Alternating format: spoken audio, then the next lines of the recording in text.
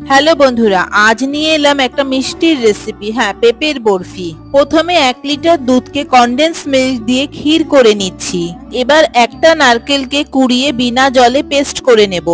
আর এদিকে 200 গ্রাম পেঁপেকে কুড়িয়ে সেদ্ধ করে জল ঝরিয়ে নিচ্ছি।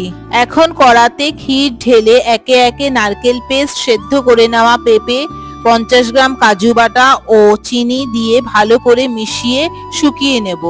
তবে চিনিটা আপনারা আপনাদের স্বাদ মতো দেবেন। এই রেসিপিটা যদি আপনারা ট্রাই করেন তাহলে বিশেষত যাদের ঘরে ছোট বাচ্চা আছে তাদের মিষ্টির সাথে পেঁপেটাও খাওয়া হয়ে যাবে, কারণ এখন তো বাচ্চারা সবজি খেতেই চায় না।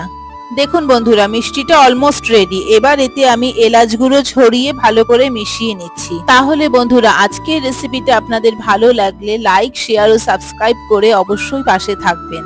এবার বরফির শেপে কেটে সার্ভ করলেই কমপ্লিট পেঁপের বরফি। আজ এই পর্যন্তই।